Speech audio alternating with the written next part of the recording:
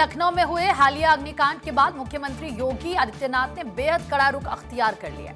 एक तरफ जहां अवैध और नियमों को ताक पर रखकर बनाई गई इमारतों के खिलाफ बुलडोजर एक्शन की तैयारी है, तो वहीं दूसरी तरफ इस लापरवाही में शामिल रहे 18 बड़े अफसरों पर भी गाज गिरनी तय हो गई है।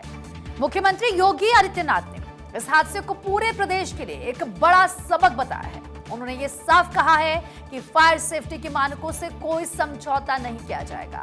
अब से किसी भी इमारत के बेसमेंट में कोचिंग सेंटर्स या नर्सिंग होम चलाने पर पूरी तरह से प्रतिबंध लगा दिया जाएगा, इवन लगा दिया गया है।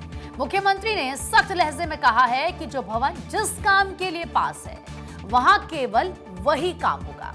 उत्तर प्रदेश के हर जिले में एक विशेष टीम बनाकर व्यापक स्तर पर जांच अभियान चलाया जाएगा। हालांकि सीएम ने यह भी निर्देश दिए हैं कि इस अभियान के नाम पर किसी भी निर्दोष नागरिक या व्यापारी को परेशान ना किया जाए। फायर ब्रिगेड और एम्बुलेंस जैसे आपातकालीन सेवाओं को घटनास्थल पर और तेजी से पहुंचने के लिए ठोस कदम उठाने को भी कहा गया है। देखिए, अवैध बिल्डिंग पर एलडीए का बुलडोजर एक्शन। देखिए, इस बीच लखनऊ विकास प्राधिकरण यानी कि एलडीए ने अलीगंज के सेक्टर डी स्थित उस अवैध बिल्डिंग को ढहाने की कार्रवाई शुरू कर दी है, जिसमें ये अग्निकांड हुआ था, जहां लोगों की जान गई थी। एलडीए ने इमारत के मालिकों वीरेंद्र शुक्ला और सुरेंद्र शुक्ला को कारण बताओ नोटिस जारी कर 15 दिनों का समय दिया है।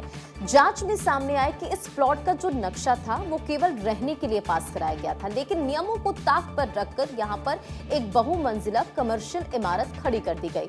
एलडीए ने साफ कर दिया है कि अगर 15 दिनों के भीतर मकान मालिकों की तरफ से कोई संतोषजनक जवाब या सबूत नहीं मिला तो इस अवैध बिल्डिंग पर बुलडोजर एक्शन लिया जाएगा। और इस पूरे मामले में सबसे बड़ी गाज उन भ्रष्ट और लापरवाह अधिकारियों पर गिरने जा रही है, जिनके नाक के नीचे सालों तक ये अवैध निर्माण चलता रहा। अब देखिए, 18 अधिकारियों की मिलीभगत इसमें उजागर हुई है, यानी कि एलडीए के उपाध्यक्ष प्रथमेश कुमार ने खुद इस पूरे प्रकरण की एक एक फाइल खंगाली, जिसमें विभाग के अधिकारियों और इंजीनियरों की बड़ी साठगांठ उजागर हुई है। जांच में यह भी पता चला है कि 2016 में तत्कालीन विहित प्राधिकारी दुर्गेश श्रीवास्तव ने इस बिल्डिंग को गिराने का आदेश दिया था, लेकिन बाद में मालिकों से साठगांठ करके उस कानूनी आदेश को ठंडे बस्ते में डाल दिया गया। और इसके बाद तैनात रहे जोनल अफसरों और इंजीनियरों ने भी कभी मौके पर जाकर जांच करने की जहमत नहीं उठाई। शासन को भेजी गई गोपनीय रिपोर्ट, यानी कि इस पूरे मामले को लेकर इस गंभीर लापरवाही को देखते हुए एलडीए उपाध्यक्ष ने तत्कालीन prescribed authority Durgesh Srivastava, 5 zonal अफसरों और 6 असिस्टेंट इंजीनियर्स और इसी के साथ 7 जूनियर इंजीनियर समेत कुल 18 अधिकारियों को दोषी पाया है। अब देखिए, इन सभी के नाम शामिल करते हुए कठोर दंडात्मक कार्रवाई की एक गोपनीय रिपोर्ट शासन को भेज दी गई है। दोषी अधिकारियों में अधिशासी अभियंता अवनींद्र सिंह, बीपी मौर्य, पीसी पांडे, आनंद मिश्रा और वर्तमान में निलंबित चल रहे जूनियर इंजीनियर हेमंत कुमार सहित कई बड़े नाम इसमें शामिल हैं।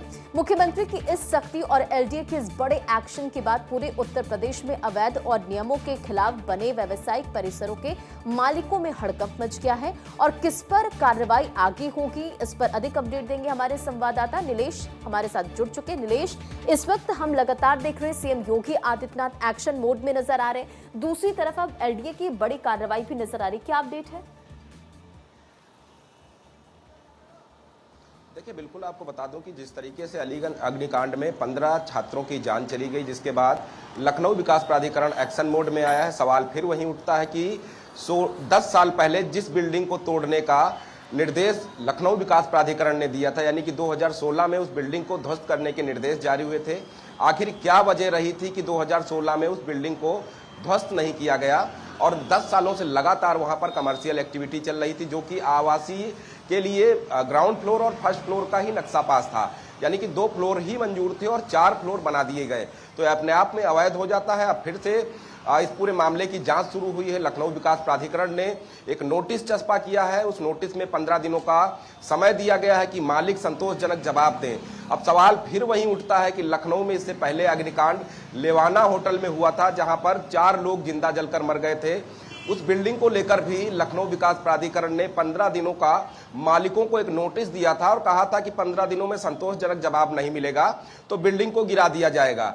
2022 में लेवाना कांड होता है और अभी हम 2026 में एक दूसरे अग्निकांड की बात कर रहे हैं, यानी कि 4 सालों का समय गुजर गया है, लेकिन लखनऊ विकास प्राधिकरण का वो 15 दिनों का नोटिस कहां चला गया, उस बिल्डिंग के ऊपर क्या कार्रवाई हुई। वो बिल्डिंग आज भी ऐसे खड़ी है, गार्ड वहां तैनात रहता है और कहीं ना कहीं ठीक वैसा ही अब यहां पर इंतजाम भी देखने को मिल रहा है। जब हमने तमाम पुलिस के अधिकारियों से, एक्सपर्ट लोगों से बात करने की कोशिश की तो उन्होंने बताया कि जब इस तरीके की किसी बिल्डिंग में वारदात होती है जहां पर लोगों की जान जाए तो ऐसे में उस बिल्डिंग को ही साक्ष्य मान लिया जाता है, यानी कि उस बिल्डिंग को ध्वस्त अगर कर दिया जाएगा तो न्यायालय में दस्तावेज के तौर पर क्या दिखाया जाएगा। तो अब ये लंबी लड़ाई लड़नी पड़ेगी लखनऊ विकास प्राधिकरण को, लखनऊ पुलिस को, बिजली विभाग को। जब न्यायालय में ये पूरा मामला जाएगा, न्यायालय में एक तारीख के बाद तारीखें पड़ेंगी, जब सुनवाई होगी, जब जज साहब का फैसला आएगा उसके बाद ही इस बिल्डिंग का कुछ वारा न्यारा हो सकता है। फिलहाल लखनऊ विकास प्राधिकरण की तरफ से नोटिसों का दौर जरूर शुरू हो गया है। लखनऊ की अगर हम बात करें तो कपूरथला, अलीगंज, हजरतगंज, आलमबाग ये वो इलाके हैं जहां बड़े पैमाने पर कोचिंग सेंटर संचालित होते हैं और नियमों को ताक पर रखकर ये कोचिंग सेंटर संचालित हो रहे हैं। महज 250 के करीब लखनऊ में कोचिंग संस्थान जो है वो रजिस्टर्ड है और 2000 के ऊपर कोचिंग संस्थान धड़ल्ले से चल रहे हैं, चाहे वो शिक्षा विभाग हो, लखनऊ विकास प्राधिकरण हो, नगर निगम लखनऊ हो, बिजली विभाग हो या फिर फायर विभाग हो। इन लोगों ने कभी जहमत नहीं उठाई कि वहां पर जाकर चेक कर ले। सरकार पूरी तरह से एक्शन मोड में है, दिशा निर्देश जारी कर दिया कि अब देखना होगा कि ग्राउंड पर क्या कुछ डेवलपमेंट होते हैं।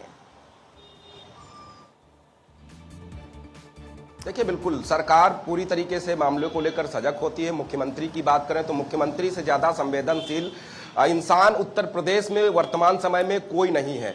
वो अलीगढ़ में थे, उन्होंने अपने दौरों को निरस्त किया, तत्काल घटनास्थल पर पहुंचे, उनकी नम आंखें बता रही थीं कि किस तरीके से उनको 15 छात्रों को जाने का गम है। तो मुख्यमंत्री ने त्वरित कार्रवाई करने के निर्देश दिए, कार्रवाई के निर्देश दिए और देखिए किस तरीके से एक्शन भी नजर आ रहा है। बिल्कुल नीलेश, बहुत बहुत शुक्रिया तमाम जानकारी देने के लिए।